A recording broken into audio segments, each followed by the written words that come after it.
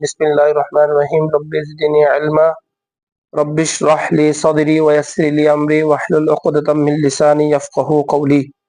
সুবহানাকা লা ইলমা লানা ইল্লা মা 'আল্লামতানা ইন্নাকা আনতাল আলিমুল হাকীম। আউযু বিল্লাহি মিনাশ শাইতানির রাজীম। বিসমিল্লাহির রহমানির রহিম। আজকে আমরা পড়ব ওই যে 69 নম্বর পৃষ্ঠা থেকে, কেমন? তবে এর পৃষ্ঠা যদিও শুরু হবে 69 থেকে, তবে আমরা একটু ওই 68 নম্বর শেষের লাইন থেকে শুরু করব। 68 নম্বরের শেষের লাইন থেকে আসেন। ফালহাসিলু, ফালহাসিল হইলো এটা একটা পরিভাষা আর কি। যেমন এমনি হাসিল শব্দের অর্থ তো যা অর্জিত হয়, কেমন, অথবা অর্জনকারী। কিন্তু আরবিতে ফালহাসিল মানে হলো মুদ্দা কথা, মূল কথা। ঠিক একেবারে এরকম শব্দ আমরা বলি ওয়াফিল জুমলাতি, এরকম বলে আল জুমলা। এগুলোর অর্থ হলো শাব্দিক অর্থ না, এখানে উদ্দেশ্য হবে মূল কথা বা মুদ্দা কথা। তো এই বিগত আমরা 67 নম্বর অধ্যায় পৃষ্ঠায় এবং 68 নম্বর পৃষ্ঠায় শিক্ষকের তাজিম কিভাবে করবে সে সম্পর্কে আলোচনা করেছি, কেমন?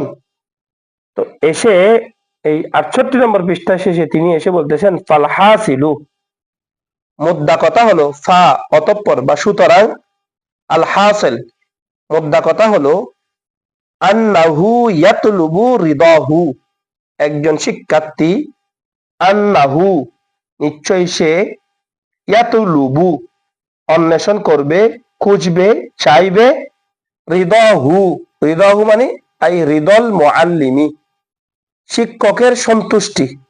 একজন শিক্ষার্থী সে শিক্ষকের সন্তুষ্টি সবসময় কামনা করবে। ওয়ায়াজে তানিবু, ইজে তানাবা ইয়াজে তানিবু, ওয়ায়াজে তানিবু এবং সে বিরত থাকবে, দূরে থাকবে, সাখতাহু তার অসন্তুষ্টি থেকে। ইজি তিনাবরত হচ্ছে দূরে থাকা অথবা সতর্ক থাকা বা বিরত থাকা, কেমন, বা পরিত্যাগ করা। ওয়ায়াজে তানিবু সে পরিত্যাগ করবে, সাখতাহু শিক্ষকের অসন্তুষ্টি। শিক্ষক অসন্তুষ্ট হয় সেরকম যাবতীয় কার্যাবলী থেকে সে বিরত থাকবে। সে যে সমস্ত বিষয়ের মধ্যে শিক্ষক অসন্তুষ্ট হয় সে সমস্ত বিষয় সে পরিত্যাগ করবে। ওয়ায়াম তাসিলু, ইম তাসালা ইয়াম তাসিলু ইমতিসালান ফাহুয়া মুমতাসিলুন। ইমতিসাল মানে হচ্ছে মিসাল, মুলাক্কাল হচ্ছে মিম সালাম, আবিধানিক অর্থ হচ্ছে অনুরূপ হওয়া, মতো আর কি। তাহলে ইমতাসালা ইয়াম তাসিলু শব্দের অর্থ হবে অনুরূপ হওয়া বা অনুরূপ পথে হাঁটা। এখানে হবে মানে মেনে চলা, আনুগত্য করা, কেমন?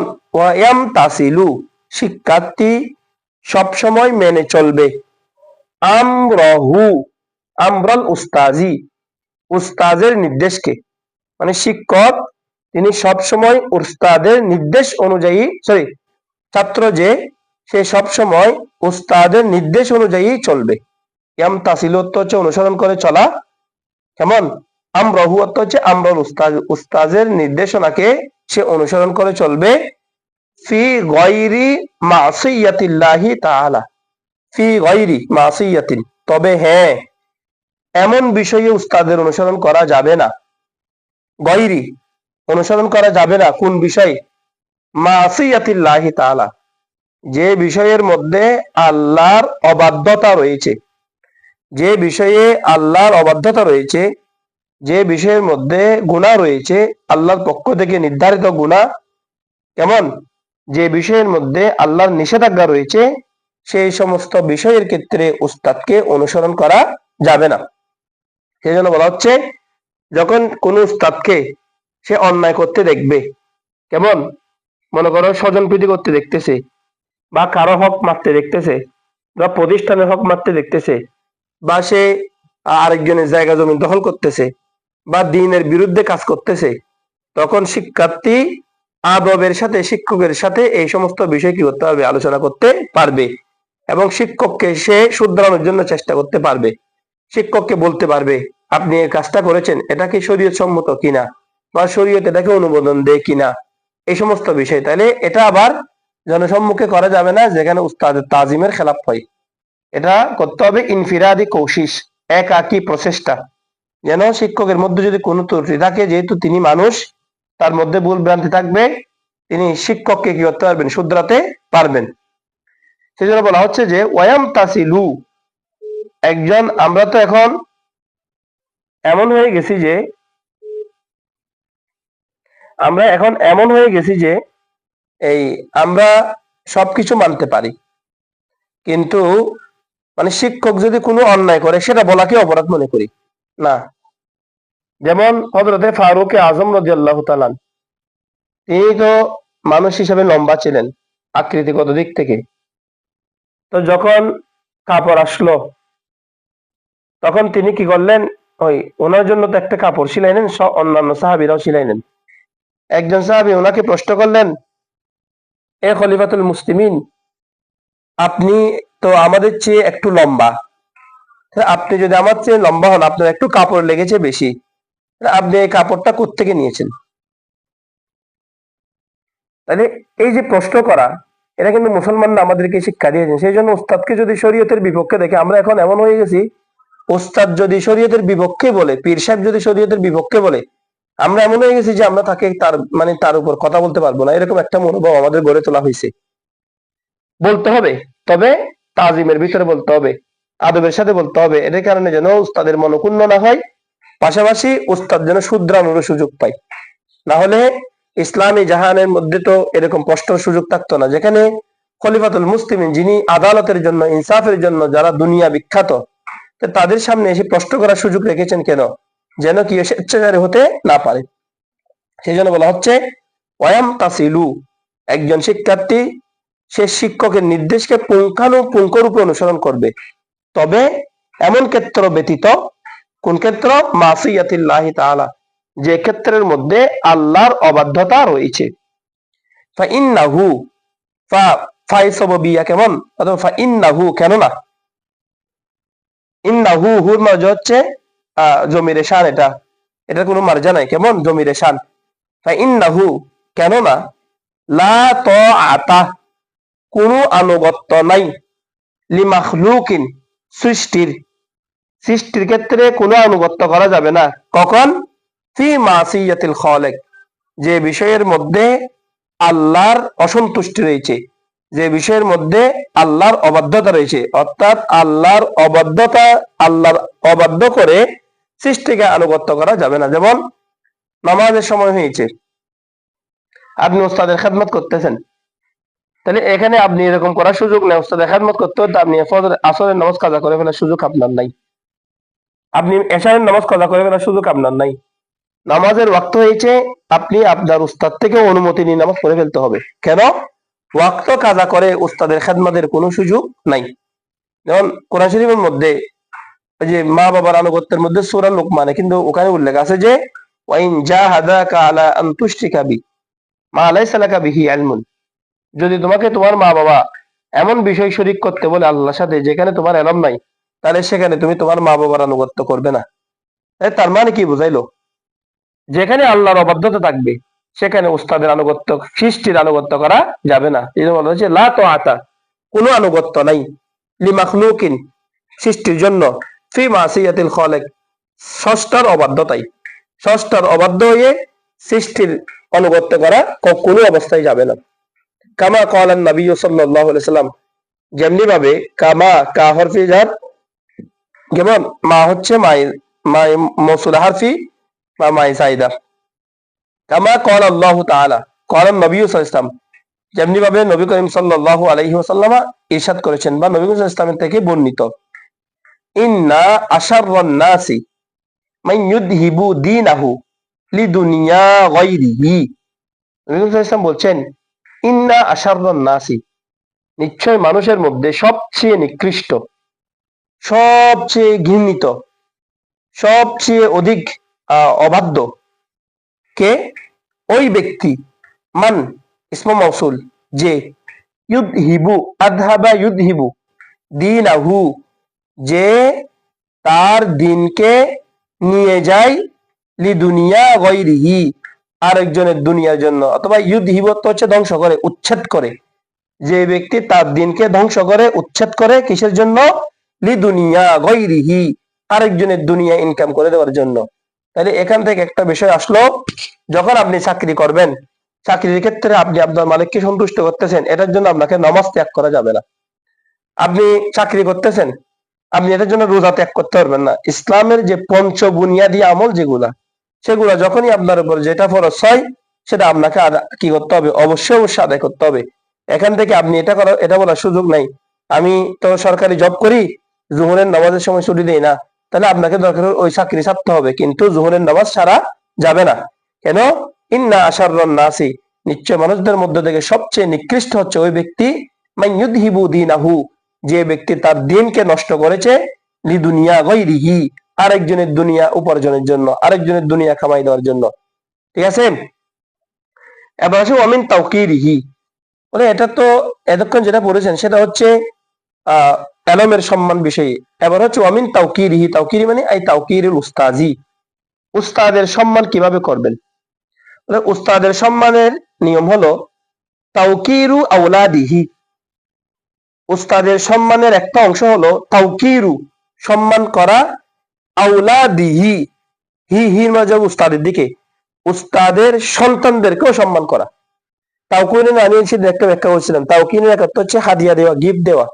উস্তাদকে সম্মানের একটা অংশ হচ্ছে উস্তাদের সন্তানদেরকে হাদিয়া দেওয়া, গিফট দেওয়া, কেমন সম্মান দেওয়া, কেমন যা যা মাধ্যম দিয়ে সম্মান হয় আর কি। এবং শুধু উস্তাদের সন্তান না, ওয়ামান, যারা যারা তাআল্লাকু সম্পর্ক রাখে, বিহি বিল উস্তাজি, এবং যারা যারা উস্তাদের সাথে তাআল্লুক রাখে, তাদের সবাইকে সম্মান করা। মানে উস্তাদের আত্মীয়, উস্তাদের আপনজন, উস্তাদের আব্বাজান, উস্তাদের আম্মা, উস্তাদের ভাই বোন, উস্তাদ যাদের সাথে সম্পর্ক রাখে, এদের সবাইকে, যেমন একজন আপনাকে পড়ায় নাই, তিনি আপনার উস্তাদের বন্ধু, মনে করেন আমি আর রহমতুল্লাহ তুহিন, তাহলে আপনি আমার থেকে পড়েছেন, রহমতুল্লাহ তুহিন থেকে পড়েন নাই, তাহলে আপনি যখন আমাকে সালাম করতেছেন, তখন আমার পাশে রহমতুল্লাহ তুহিনকে আপনি সালাম করবেন। ঠিক একইভাবে আপনি রহমতুল্লাহ তুহিনকে সালাম করেছেন, তাহলে রহমতুল্লাহ তুহিনকে সালাম করার সময় আপনি আমাকে সালাম করবেন, আমার থেকে আপনি পড়েন নাই। তাহলে এটা কিসের জন্য? এটা হলো উস্তাদের সাথে যে সম্পর্ক রাখে। আমি যদিও বাস্তাগফিরুল্লাহ, আমি কোনো উস্তাদ হওয়ার যোগ্য না, আমি জাস্ট উদাহরণস্বরূপ আমার নামটা বলে চলে আসছে। অর্থাৎ এরকম যত উস্তাদ আছে, যেমন আপনি জুবাইর হুজুর থেকে পড়েন নাই, কিন্তু জুবাইর হুজুরের সমবয়স্ক থেকে আপনি পড়েছেন, অথবা আপনি সোলাইমান হুজুর থেকে পড়েন নাই, আপনি ওয়াদেশ হুজুর থেকে পড়েছেন, বা আপনি ওয়াদেশ হুজুর থেকে পড়েন নাই, সোলাইমান হুজুর থেকে পড়েছেন, তাহলে আপনি সম্মান করার সময় যখন সোলাইমান হুজুর ওয়াদেশ হুজুর একসাথে থাকবে, তখন সালাম দেওয়ার সময় আপনি সোলাইমান হুজুরকে সালাম করবেন, ওয়াদেশ হুজুরকে সালাম দিবেন। কেন? ওনাকে সম্মান দেওয়াটা এটা হচ্ছে উস্তাদের তাজিম। আপনি যদি ওখানে সোলাইমান হুজুরকে সালাম করেছেন, ওয়াদেশ হুজুরকে সালাম করেন নাই, কেন? যেহেতু ওয়াদেশ হুজুর থেকে আপনি পড়েন নাই, তখন ওই ব্যক্তি বলবে যে এইটা উস্তাদের মানহানি হবে। কেন? অর্থাৎ উস্তাদ তাকে যথাযথ আদব শিক্ষা দিতে পারে নাই। এটা হচ্ছে এলমের আদব, হলো তাওকিউ আওলাদিহি, উস্তাদের সন্তানকে সম্মান দেওয়া, পাশাপাশি ওয়ামাইয়াত আল্লাকু, যারা যারা সম্পর্ক রাখে, বিহি বিল উস্তাজি, তাদেরকে সম্মান দেওয়া।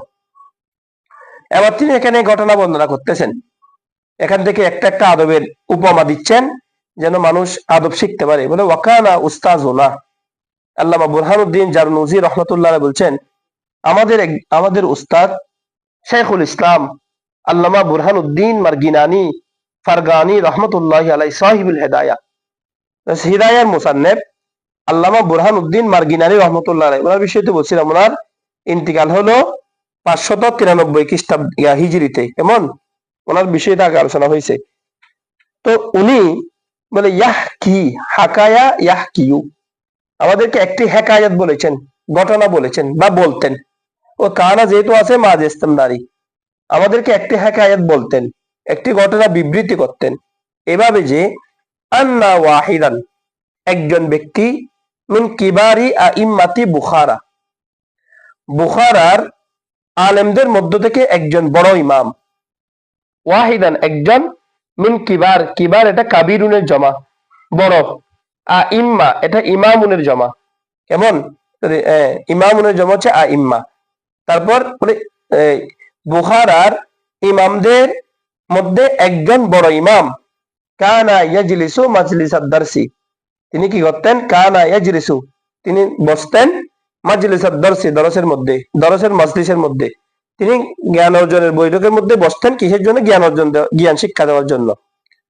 দেখা যেত ওয়াকানা ইয়াকুমু ফি খিলালিদ দারসি, ওয়াকানা ইয়াকুমু তিনি দাঁড়িয়ে যেতেন।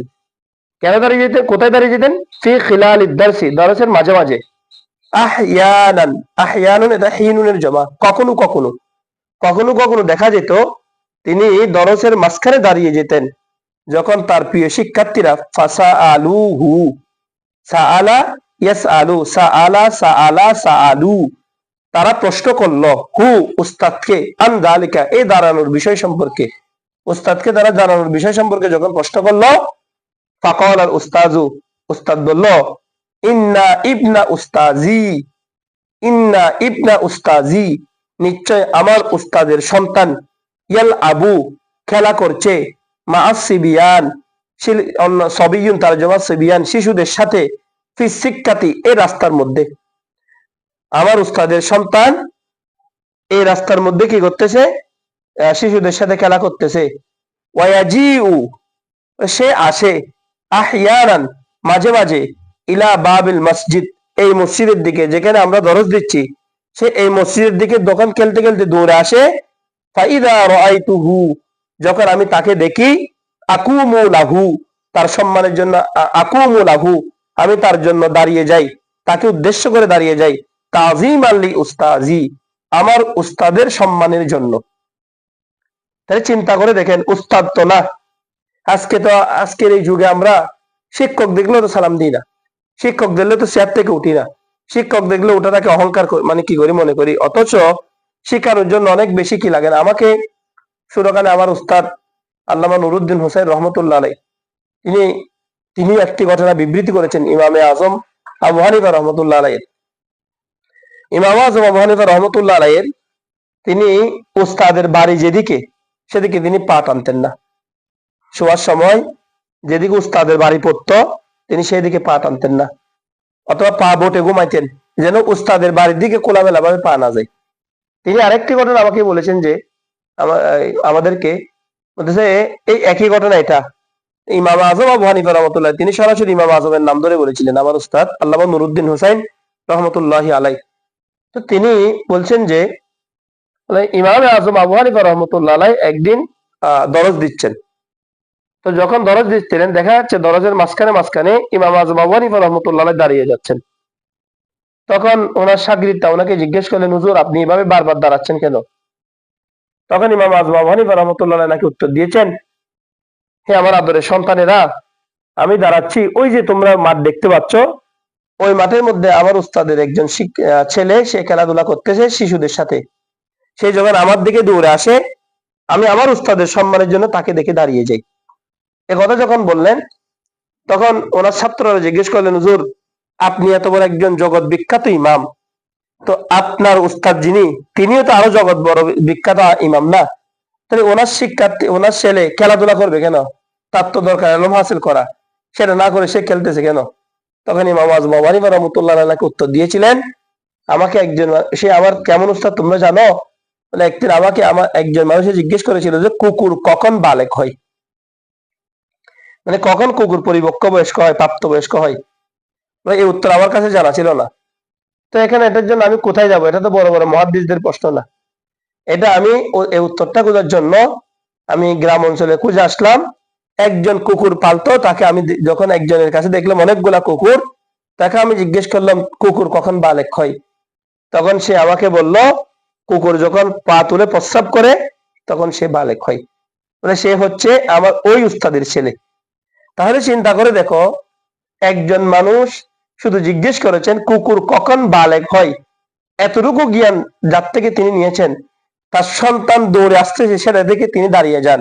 আর যার থেকে আপনি আমরা এলমে কোরআন নিচ্ছি, এলমে হাদিস নিচ্ছি, এলমে ফিকহ নিচ্ছি, এলমে তাসাউফ নিচ্ছি, বা তার থেকে আমরা এই বিবিধ বিষয় নিয়ে দুনিয়াবি বা উখরাবি বিষয় নিয়ে জ্ঞান নিচ্ছি, তো তাকে কি রকম সম্মান করতে হবে?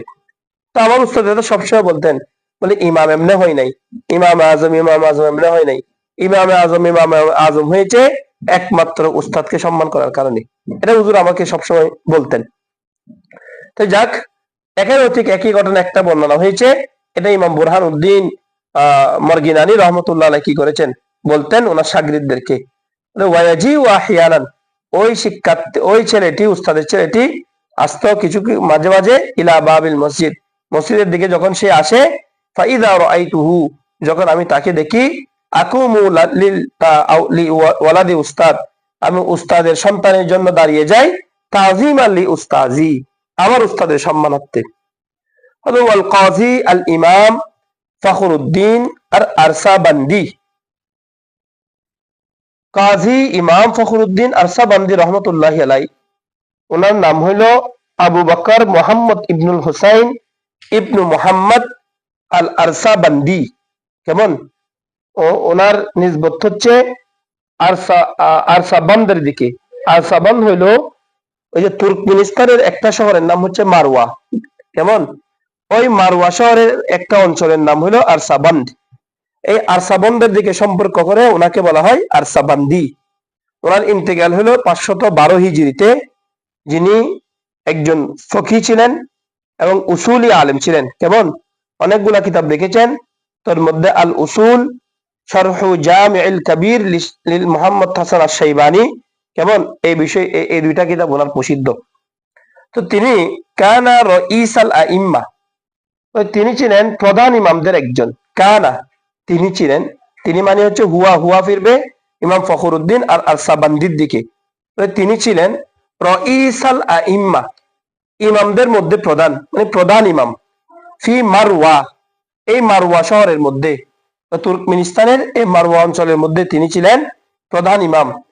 ওয়াকানা সুলতানু, আর তুর্কমেনিস্তানের যারা ছিল সুলতান বাদশাহ, ইয়াহতারিমুহু, তাকে সম্মান করতেন। কেমন সম্মান? গায়াতাল ইহতিরাম, চূড়ান্ত পর্যায়ে সম্মান। তো যখন এত এই সম্মান দেখে তিনি, মানুষ তো আশ্চর্য হয়ে যেত। মনে করেন বর্তমান প্রধানমন্ত্রী হচ্ছে তারেক রহমান সাহেব। তো তারেক রহমান সাহেব মনে করেন আমাদের কাউকে একজনকে বেশি সম্মান করতেছে, তাহলে বেশি সম্মান করলে অনেকে প্রশ্ন করবে না, কিরে মানুষ তারেক রহমানের কাছে যাইতে এত অনুমতি লাগতেছে, আর সেখানে এসে তারেক রহমান তোমাকে এরকম সালাম দিচ্ছে, তার কারণটা কি? ঠিক অনেকে এরকম অনেকে জিজ্ঞেস করেছেন, আপনাকে সম্রাট এত সম্মান দেওয়ার কারণ কি, এত ইজ্জত করতেছে কেন? ওয়াকানা ইয়াকুলু, তখন ইমাম আল্লামা এই আরসাবান্দি রহমতুল্লাহি আলাই, কেমন, ফখরুদ্দিন আরসাবান্দি রহমতুল্লাহ আলাই, তিনি বলতেন, ওয়াকানা ইয়াকুলু, তিনি বলতেন, ইন্নামা ওয়াজাদতু হাদাল মানসাবা বিখিদমাতিল উস্তাজি, বলে শুনো হে দুনিয়াবাসী, ইন্নামা, নিশ্চয়, শুধুমাত্র, ওয়াজাদতু, আমি লাভ করেছি, হাদাল মানসাবা, এই মর্যাদা, এই পদবী, এই সম্মান। মানসব মানাসেব তারজমা। কেমন? মানসব বিধানের অর্থ হইল মর্যাদা, সম্মান, পদবী। নিশ্চয় আমি এই পদবী লাভ করেছি বিখিদমাতিল উস্তাজি, একমাত্র উস্তাদের খেদমাতের কারণে, শিক্ষকের সেবা যত্ন করার কারণে। ফাইন্নী, তিনি বলছেন, ইমাম আরসাবান্দি রহমতুল্লাহ বলছেন, ফাইন্নী, নিশ্চয় আমি, কুনতু আখদিমু আল উস্তাজা আল কাযী আল ইমাম আবা যায়েদ আদ-দাব্বুসি রহমাতুল্লাহ আলাই। ইমাম, উনি প্রসিদ্ধ আল ইমাম আদ-দাব্বুসি, ইমাম আদ-দাব্বুসি নামে প্রসিদ্ধ। কেমন? ওনার পরিপূর্ণ নাম হলো আব্দুল্লাহ ইবনু ওমর ইবনু ঈসা। তিনি কিতাব লিখেছেন কিতাবুল আসরার ওয়া কিতাবুত তাকওয়িম। কেমন? হানাফি আলেমদের মধ্যে অনেক বড় মাপের কি ছিলেন? ফকি ছিলেন। ওনার অনেকগুলা তাসনিফাত রয়েছে হানাফি শাস্ত্রের মধ্যে। কেমন? ইন্তেকাল হইল 435 হিজরিতে, ইমাম দাব্বুসি রহমাতুল্লাহ আলাইহি। তো বলতেছেন যে ফাইন্নী কুনতু আখদিমু, আমি সম্মান করতাম, কার সম্মান? আল উস্তাজ আল কাযী আল ইমাম আবা যায়েদ আদ-দাব্বুসি, আমি আমার উস্তাদ ইমাম আবু যায়েদ আদ-দাব্বুসি রহমাতুল্লাহ আলাইহির খেদমত করতাম। কুনতু আখদিমু, ওয়াহিদ মুতাকাল্লিমের সিগা মাজ ইসতিমরারি, আমি আমার উস্তাদ ইমাম আবু যায়েদ আদ-দাব্বুসি রহমাতুল্লাহ আলাইহির সেবা করতাম। ওয়া কুনতু আখদিমুহু, আমি তার সেবা করতাম। কেমন? ওয়া আতবুখু, তবাখ ইয়াতবাখু, আতবাখু, এটা বুখু না, আতবাখ, আতবাখু, ওয়া আতবাখু, এবং আমি রান্না করতাম। তাআমাহু, আমার উস্তাদের খাবার, অর্থাৎ ইমাম আবু যায়েদ দাব্বুসি রহমাতুল্লাহ আলাইহির জন্য আমি খাবার দাবার রান্না করতাম। কিন্তু আমি এমন যে ওয়ালা আকুলু শাইয়ান মিনহু, আমি তার থেকে কোনোদিন একটা চুমুক পানীয় অনুমতিবিহীন কি করি নাই, স্পর্শ করি নাই। অর্থাৎ উস্তাদের জন্য খাবার পাকাইতাম, আমি উস্তাদের ওই খাবারের মধ্যে কোনোদিন হাত দিই নাই, আমি আমার থেকে ওখান থেকে একটা ফুটাও আমি গ্রহণ করি নাই। ইমাম আবু যায়েদ আদ-দাব্বাসী রাহমাতুল্লাহ আলাইহি খাবার থেকে। তার মানে কি, যখন উস্তাদ আপনাকে, আজকে তো মনে করেন আমাদেরকে যখন উস্তাদে কি করতে দেয়, বাজার করতে দেয়, 50 টাকা বাজার করতে দিলে 45 টাকা বাজার করে 5 টাকা আমি রেখে দিই, বা 40 টাকা বাজার করে 10 টাকা আমি রেখে দিই, এরকম একটা মনোভাব। তো এই জন্য এটা উস্তাদ, আমার উস্তাদও আল্লামা নুরুদ্দিন হুসাইন রহমতুল্লাহ আলাই যেতদিন ছিলেন, আমি তো ওনার সাথে থাকতাম, ওনার সাথে বাজার করতাম, তো টাকা পয়সার হিসাব করে রাখতাম। তখন উনি আমাকে বলতেন, বলে যখন এই তোমাকে আমি বাজার করতে দিব, তখন একটা 1 টাকা হলে 1 টাকা, 5 পয়সা হলে 5 পয়সা, 50 পয়সা হলে 50 পয়সা তুমি হিসাব করে করে রাখবে। আর যদি তোমার কাছে কোনোদিন টাকার প্রয়োজন হয়, তখন যত টাকা লাগে আমাকে বলবে, এরকম করে বলতেন। অর্থাৎ হিসাব নিকাশ যেন কি তাকে সবসময় অটুট থাকে, এরকম নসিহত করতেন। তো এটা হচ্ছে শিক্ষা, মানে একজন শিক্ষার্থীকে ওস্তাদে কিভাবে গড়ে তুলবে, এবং যখন শিক্ষার্থী উস্তাদের সাথে থাকবে, তখন উস্তাদের খেদমতের সময় কিভাবে তার সাথে আচরণ করবে, এই সমস্ত বিষয়টা ছেলেদেরকে তালিম দেওয়া আর কি। তিনিও সেটা করতেন। এই তো ওনারা তো বুজুর্গ উস্তাদ ছিলেন, বুজুর্গ আলেম ছিলেন, জীবন দেখেছেন, সেই কারণে এগুলা শিখাইতেন আর কি, যেন কোন রকমের পদে পদে ভুল না হয়। তাহলে ওয়াকুনতু আখদিমুহু, তিনি বলতেন আমি আমার উস্তাদের খেদমত করতাম, ওয়া আতবাখু তাআমাহু, আমি তার জন্য খাবার রান্না করতাম, ওয়ালা আকুলু, আমি খাইতাম না, খাইনি কখনো, মিন শাইয়ান, কোনো কিছু, মিনহু, ওই মিনাদ মিন তাআমিল উস্তাজ, আমার উস্তাদের খাবার থেকে আমি কোনোদিন কোনো কিছুকে মুখে স্পর্শ করি নাই।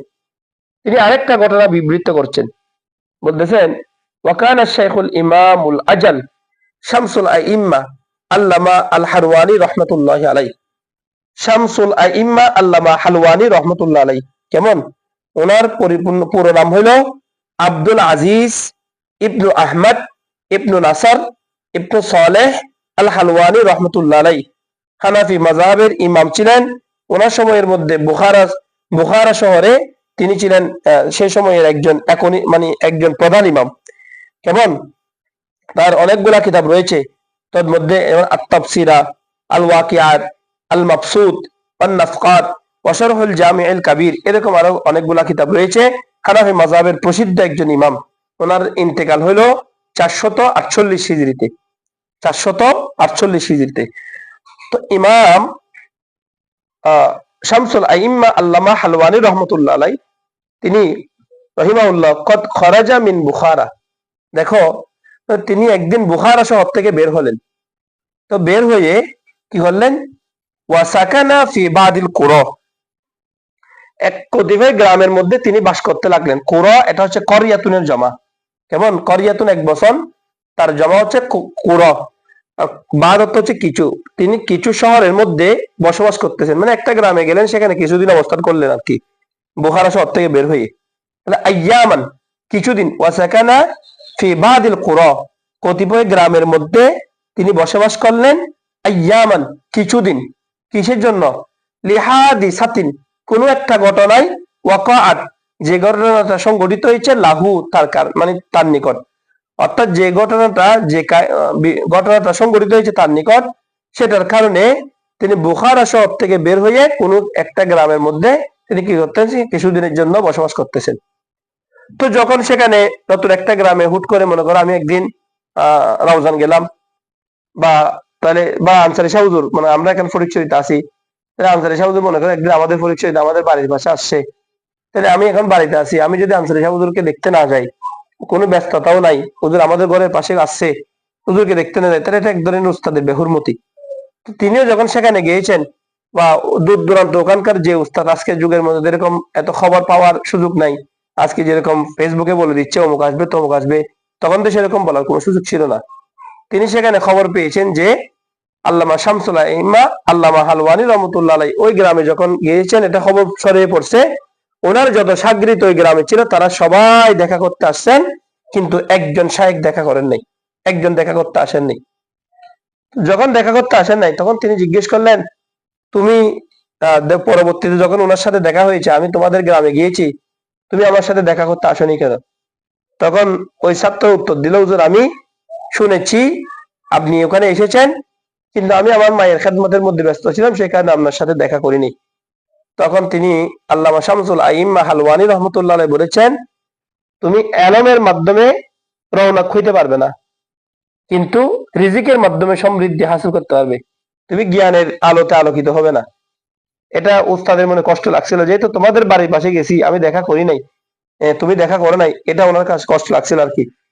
তো সেই কারণে গিয়ে আল্লামা শামসুল আইম্মা হালওয়ানি বলতেছেন, দেখেন কত খরাজা মিন বুখারা, তিনি বুখারা শহর থেকে বের হইলেন, ওয়াসাকানা ফি বাদিল কুরা, কতিপয় গ্রামের মধ্যে তিনি কিছুদিন বসবাস করলেন, আইয়ামান কিছুদিন, লিহাদিসাতিন কোন একটা ঘটনায়, ওয়াকাআত লাহু যে ঘটনাটা ওনার নিকট সংঘটিত হয়েছে, ওয়াকাদ জারাহু এই অবস্থায়, কদ জারাহু হু হচ্ছে ওই যে আল্লামা শামসুল আইম্মা হালওয়ানি, তার সাথে সাক্ষাৎ করতে আসলো তালামিজুহু, তালামিজ তিলমিজুনের জামা, তার শিক্ষক শিক্ষার্থীরা, এই সুযোগের মধ্যে তার সাথে তার শিক্ষার্থীরা দেখা করতে আসলো। তালামিজ এটা তিলমিজুনের জামা, কেমন শিক্ষার্থীরা দেখা করতে আসলো একজন ব্যতীত, তিনি কে গয়রুশ শাইখ বা গয়রুশ শাইখ, একজন ছাড়া, তিনি কে আল ইমাম আল কাদি শামসুল আইম্মা আবি বকর আর জারনজি রহমাতুল্লাহি আলাইহি।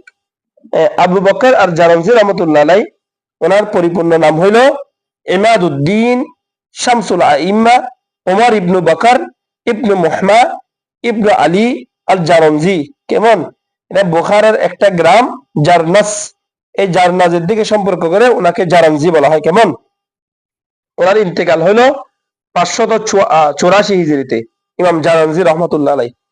ইমাম জারনজি রহমতুল্লাহ আলাই ব্যতীত বাকিরা সব অন্যান্য শিক্ষার্থীরা দেখা করতে আসলো। ফাকালা লাহু, ফাকালা মানে ফাইল হচ্ছে হুয়া, ফাকালা ফাইল হচ্ছে হুয়া, এই হুয়া ফিরবে কার দিকে? শামসুল আইম্মা আল্লামা হালওয়ানির দিকে। শামসুল আইম্মা আল্লামা হালওয়ানি রহমতুল্লাহ আলাই লাহু ইমাম জারনজিকে বললেন, হিনা যখন, লাকিয়া সাক্ষাৎ করেছেন ইমাম জারনজি হু ওই শামসুল আইম্মা আল্লামা হালওয়ানির সাথে। পরবর্তী সময়ে যখন ইমাম জারনজি শামসুল আইম্মা আল্লামা হালওয়ানির সাথে সাক্ষাৎ করলো, তখন আল্লামা শামসুল আইম্মা হালওয়ানি ইমাম জারনজিকে উদ্দেশ্য করে বললেন, লিমাযা কেন, লাম হরফে জার, মা মাই মৌসুলা, কেমন যা ইসমে ইশারা, কি কারণ যে, এটাই, লাম লাম তাজুরনি তুমি আমার সাথে সাক্ষাৎ করনি, লিমাযা কি কারণে, লাম তাজুরনি তুমি আমার সাথে সাক্ষাৎ করনি, কেন তুমি আমার সাথে সাক্ষাৎ করনি কেন? কলা তখন ইমাম জারনজি রহমতুল্লাহ আলাইহি উত্তর দিলেন শামসুল আইম্মা আল্লামা হালওয়ানিকে, কুনতু মাশগুলান আমি ব্যস্ত ছিলাম, বিখিদমাতিল ওয়ালিদাতি আমার মায়ের সেবায়, আমার মায়ের খেদমতের মধ্যে আমি ব্যস্ত ছিলাম। ফাকালা তখন ইমাম শামসুল আইম্মা হালওয়ানি রহমতুল্লাহ আলাইহি বললেন, তুরজাকু আল উমরা, যেহেতু তুমি তোমার মায়ের খেদমত করেছো, তুরজাকু তোমাকে রিজিক দেওয়া হবে, বাড়িয়ে দেওয়া হবে, আল উমরা কিসের মধ্যে? হায়াতের মধ্যে। নবী করিম সাল্লাল্লাহু আলাইহি ওয়াসাল্লাম বলছে যে, যে ব্যক্তি তার হায়াতের মধ্যে বৃদ্ধি চাই, হ্যাঁ, তার ধন দৌলতের মধ্যে, সম্পদের মধ্যে বৃদ্ধি চাই, তাহলে সেই জন্য তার পিতামাতার খেদমত করে। কেমন, তো ইমাম জারনজি রহমতুল্লাহ আলাইহিকে উদ্দেশ্য করে ইমাম শামসুল আইম্মা ওই হাদিসের আলোকে বললেন যে, তুর জাকু তোমাকে রিজিক দেওয়া হবে, আল উমরা হায়াতের, মানে কি তুমি হায়াত বৃদ্ধি হবে। কিন্তু যেহেতু তুমি তোমার উস্তাদকে সম্মান করো নাই, তুমি এসে বলতে ব্যস্ততা আছে চলে যাবে আর কি, আমার সাথে দেখা করলে তুমি কতক্ষণ লাগতো তোমার, বলে ওয়ালা যেহেতু তুমি তোমার উস্তাদকে সম্মান করো নাই, বলে ওয়ালা তুর জাকু রওনাকাদ দারসি তোমাকে দরসের রৌনক থেকে বঞ্চিত করা হবে। ওয়ালা তুর জাকু তোমাকে রিজিক দেওয়া হবে না, রওনাকাদ দারসি দরসের আলোক বিতরণের, রওনাকাত হচ্ছে আলোক, দরসের আলোক বিতরণের জন্য তোমাকে কি দেওয়া হবে না? সুযোগ দেওয়া হবে না, রিজিক দেওয়া হবে না, তুমি দরসের আলোক বিতরণ করতে পারবে না। তার মানে কি, তুমি জ্ঞান দানে বা জ্ঞান গ্রহণে সমৃদ্ধ হইতে পারবে না, জ্ঞান দানে সমৃদ্ধ হইতে পারবে না।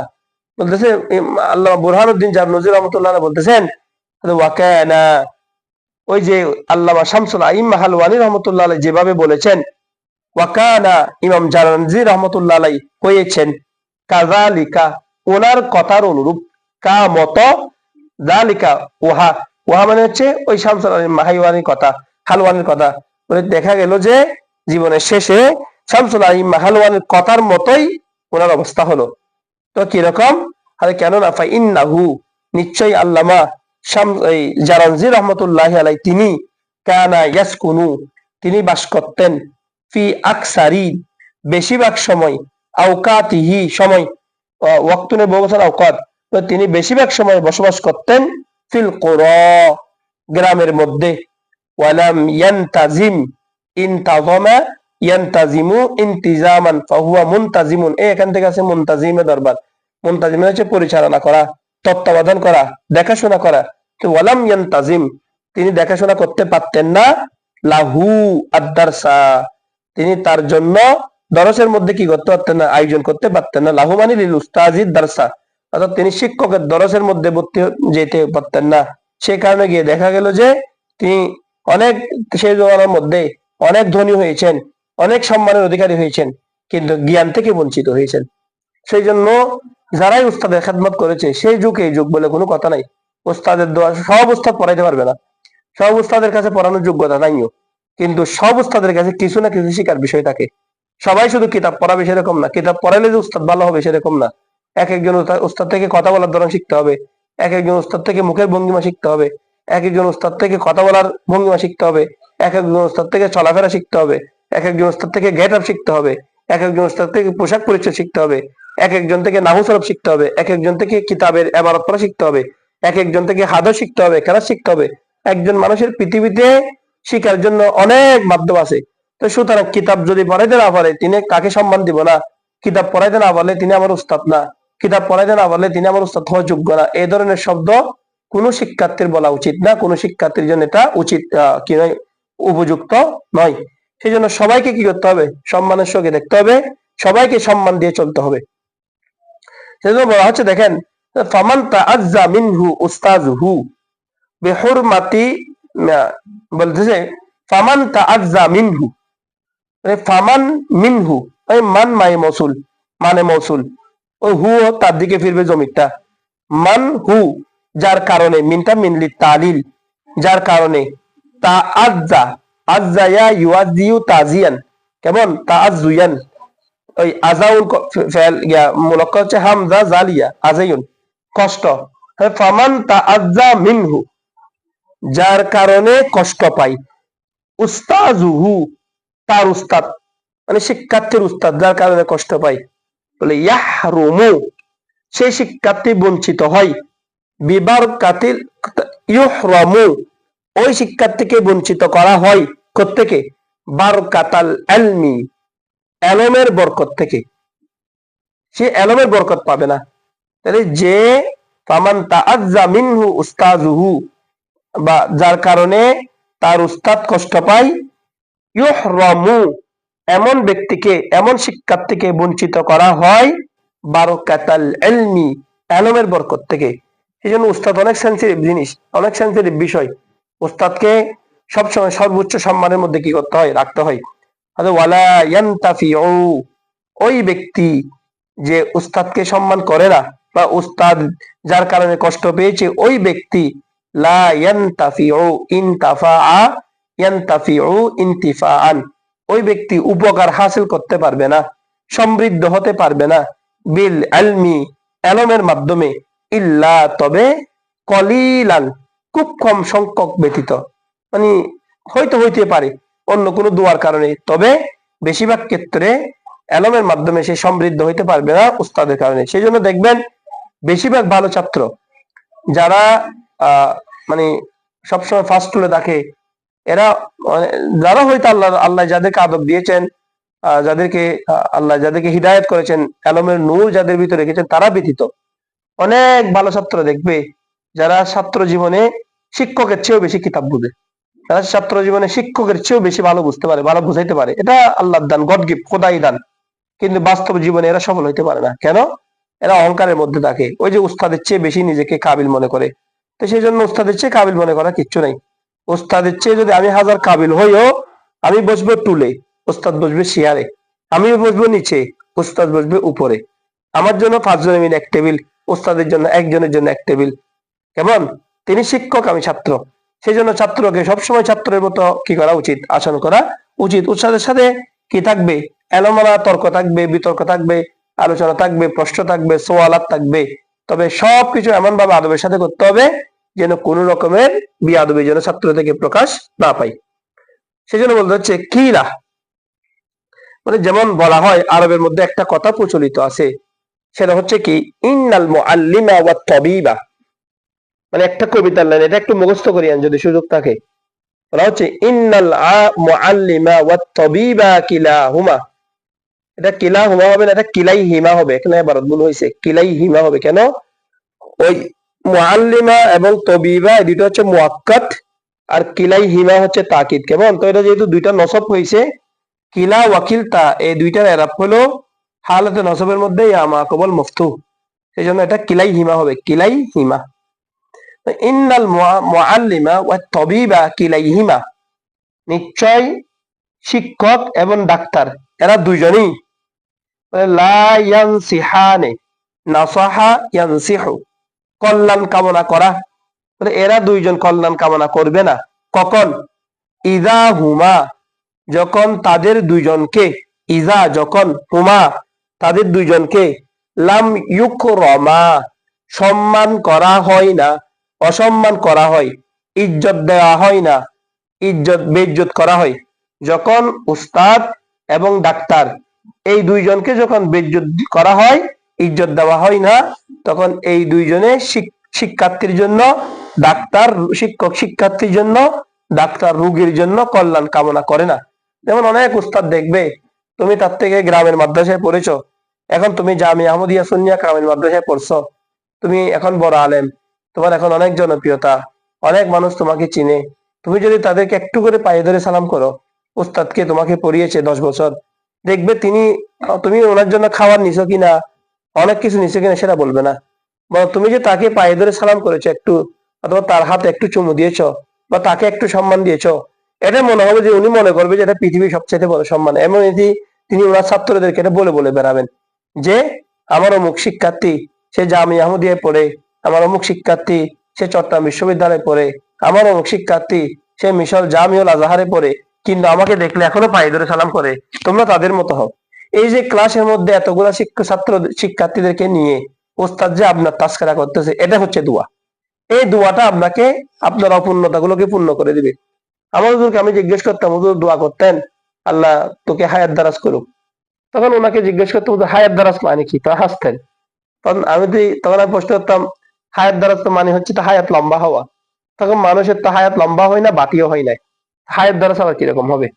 তখন হুজুর বলতেন, যখন তোমার কোন হুজুর যখন উস্তাদ যখন তোমার জন্য দোয়া করবে হায়াত দারাজ করুক, তার মানে হইলো তুমি একজনে 10 জনের কাজ করতে পারবে। অর্থাৎ তোমার হায়াত লম্বা হবে না, বাতিও হবে না, কিন্তু আল্লাহ তোমাকে এমন ক্ষমতা দিবেন, এমন শক্তি দিবেন কাজ করার, তুমি একজনে 10 জনের কাজ করতে পারবে। 10 জনে যে কাজ করতে পারে, তুমি একজনে তার চেয়ে বেশি কাজ করে দিতে পারবে। এটা হচ্ছে হায়াত দারাজ। হায়াত লম্বা হবে না, বাতিও হবে না। তো এই উস্তাদের দোয়া হচ্ছে এখানে, যখন তুমি উস্তাদের দোয়া খামাইতে পারবে, সম্মান করবে উস্তাদকে, উস্তাদ যখন তোমার জন্য প্রতিনিয়ত দোয়া করবে, তখন দেখা যাবে যে তুমি আল্লাহ তোমাকে এমন শক্তি দিয়েছেন উস্তাদের দোয়ার কারণে, তুমি একজনে 10 জনের কাজ করতে পারবে। এরকম অনেক আছে দামির ছাত্র, মনে হয়েছে যে জীবনে সে কোনোদিন কিছু করতে পারবে না, কিন্তু কোনো দিন, যেমন ওই যে আমাদেরকে উমাইরুজুর মনে হয় ক্লাসে কথাটা বলেছিলেন যে জামিয়ার একজন প্রবীণ শিক্ষক ছিলেন আল্লামা সঈদুল হক রহমতুল্লাহ আলাই। ওনার বিষয়ে একটা কথা আমাদেরকে বলছিলেন, সেটা হচ্ছে একজন শিক্ষার্থী সে ক্লাসের মধ্যে সবার পিছনে থাকতো, হ্যাঁ, সবার পিছনে বসতো, তো খুব নাকি দুষ্টামি করতেন। তো এখন যখন দুষ্টামি করতেন, এই একদিন হুজুর পড়াচ্ছেন, ঠিকই অবস্থায় সে কি করতেছে, দুষ্টামি করতেছে।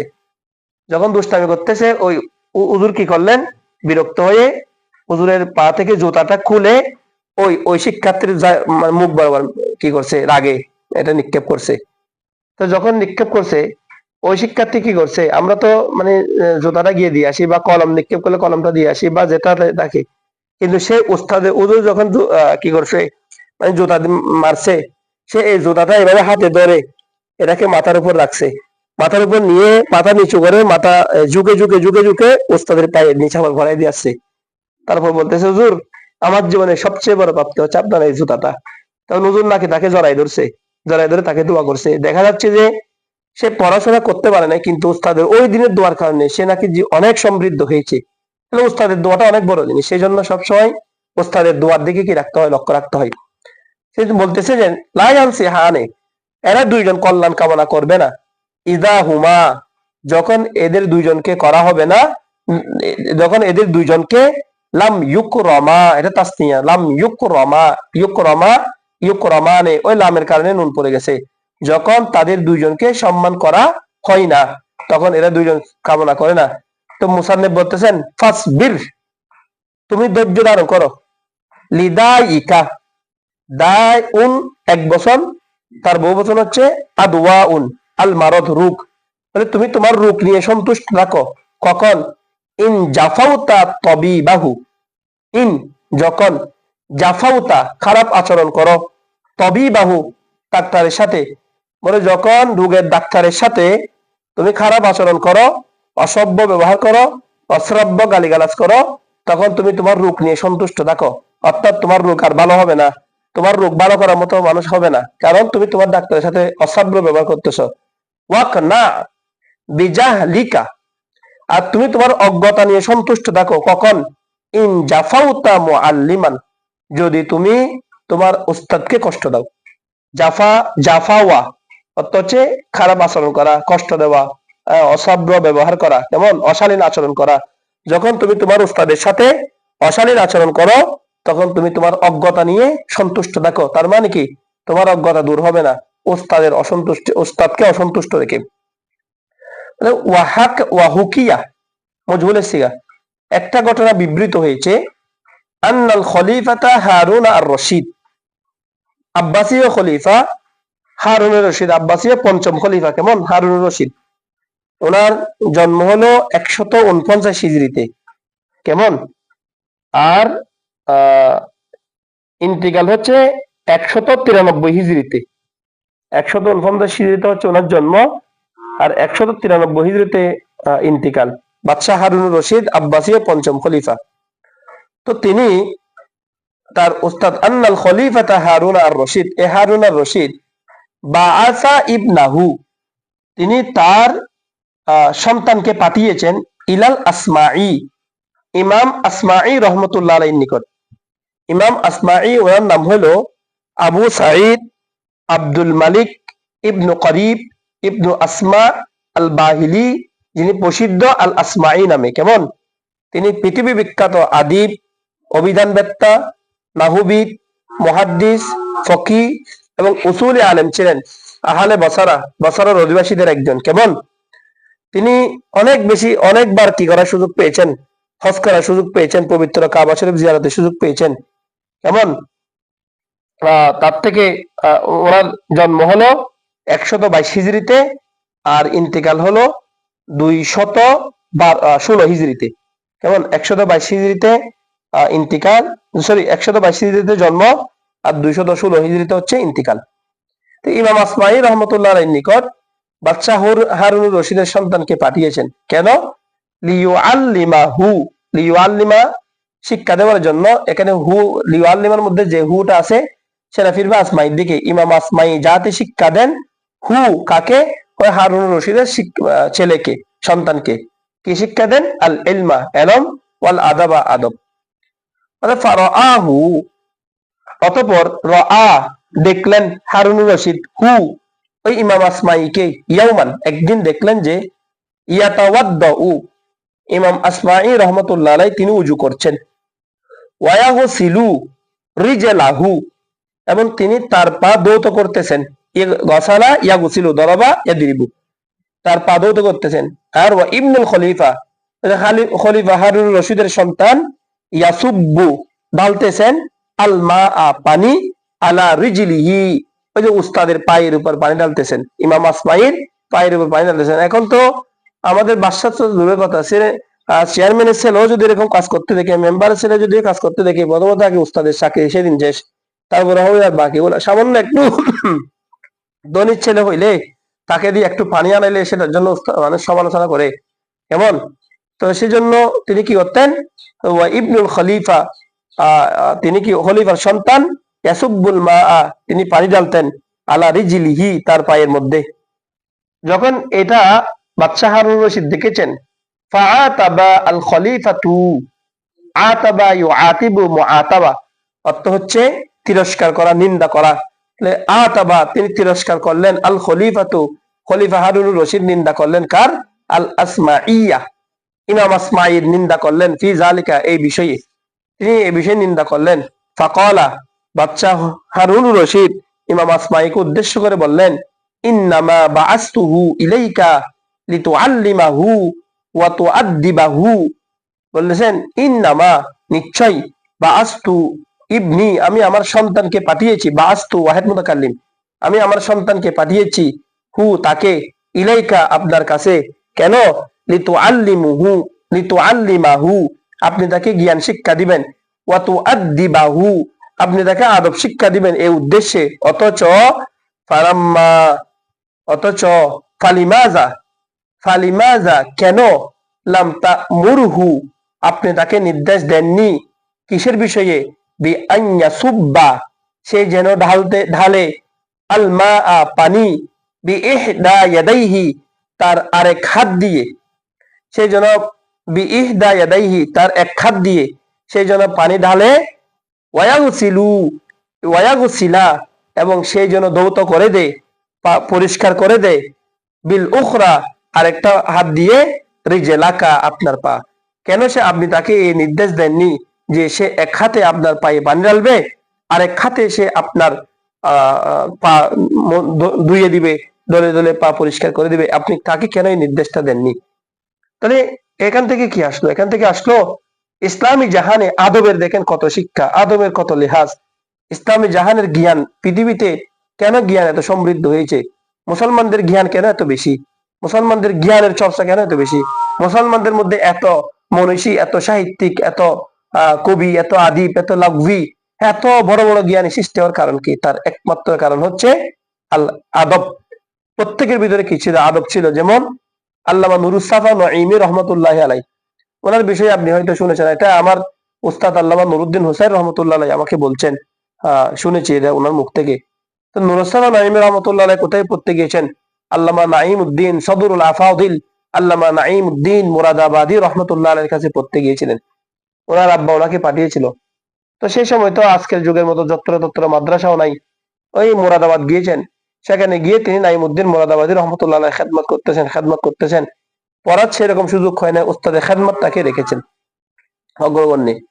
তো যখন পড়ার দারাজ শেষ হলো, নির্ধারিত টাইম শেষ হলো, সময় শেষ হলো, দেখা যাচ্ছে কি দেখা যাচ্ছে, ওই যে সব বাকি যে শিক্ষার্থীরা ভালো পড়াশোনা করেছেন, তারা সবাই এক একজন এক একটা পাকড়ি নিচ্ছেন, সবাইকে পাকড়ি পরিয়ে দিচ্ছেন, দস্তারে ফজিলত দিচ্ছেন, এক একজন এক এক দিকে চলে যাচ্ছে।